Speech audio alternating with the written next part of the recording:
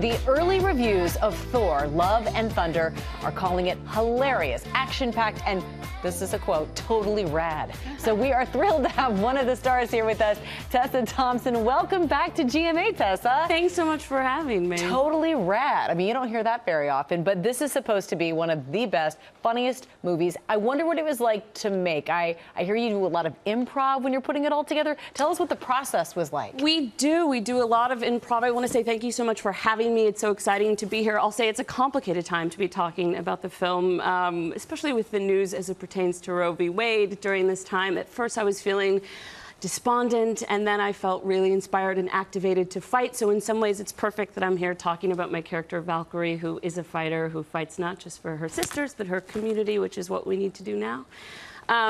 The film was a pleasure, was such a pleasure to make. As I said, getting to play a character that is a fighter, a warrior, to have Natalie Portman come and join us, and we do a lot of improvisation on these movies, which is so fun. Yeah, you play Valkyrie, and yes, a warrior, a fighter, but also a king. Yes. I love that. Yes, she is king of New Asgard, which is a title that she's excited. She loves to serve her people. She's a little mired in the bureaucracy of the job, the paperwork. She's used to doing most of her work on the battlefield, so we see her having to adjust to that. But it was so fun to get to wear three-piece suits and to take the character into new dimensions, which I think is the exciting thing for people that have been following the franchise, is that the characters feel like they've really grown and changed in ways that are surprising and exciting. Well, with that tee up, let's take a look at a clip.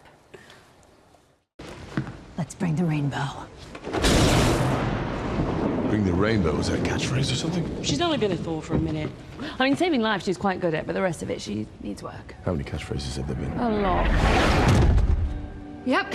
Jump the gun. Hang on, he moves through shadows and he's going to the shadow realm. It seems like that's where he's going to be the most powerful. You're right, we can't just go marching in there. It could be a trap. Are you thinking what I think you're thinking? I'm thinking it. What are we thinking? Thinking I'm thinking it too. Omnipotency. That was great. I'm curious. I mean, I can see you're an empowered, strong woman. What did you draw upon to play King and to play this role? I suppose all the incredible women in my life who are incredibly strong. And I think when I think of strong characters, particularly women, I think of characters that are finely drawn, that resemble the women that we are, the women that we know. And I feel really excited that we're entering a time in Hollywood where I feel like those representations are becoming, frankly, more commonplace, that they're less noteworthy. I think we need to constantly be pushing into that territory. I love that. And this may seem like it's coming out of left field for our viewers, but I'm told to ask you about goats. Apparently you love them and you were excited that they were in the film?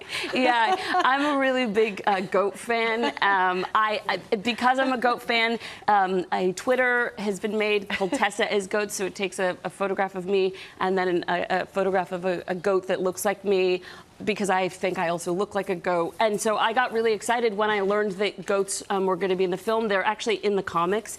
And, you know, a lot of conversation around representation, gratefully, in Hollywood, but not enough conversation around representation of goats. And you're not talking about greatest of all time. You're actually talking about goats. Yeah. How did you start to love them? What was the connection? What's not to love, Amy? Have you ever seen a goat? They are, I like the ones that faint. They faint, they yell. In our film, the goats scream a lot, and apparently that's the voice of Taika, which I haven't asked him if that's true, but apparently he's doing all the goat yells. But it's a good way to wake up in the morning if you ever, I know you have early mornings here, if you just... I'm going to start looking at some goat videos and see if it just starts my day off right. Yeah, I love it does. That's what I do. And then you've mornings. got Creed 3 coming. Yes. Tell us about that. I'm really excited. Michael B. Jordan is stepping back into the ring, but also into the ring as a director. It's his directorial debut, and everything I've seen from it has been tremendous so far. He's fantastic as a director, and also has brought the franchise into a new space where you get to really see these characters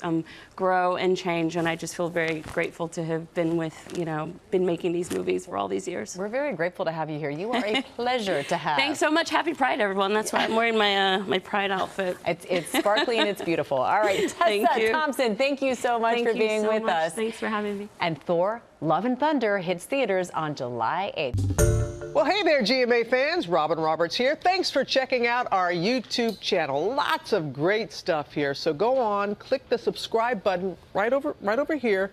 to get more of awesome videos and content from GMA every day, anytime. We thank you for watching, and we'll see you in the morning on GMA.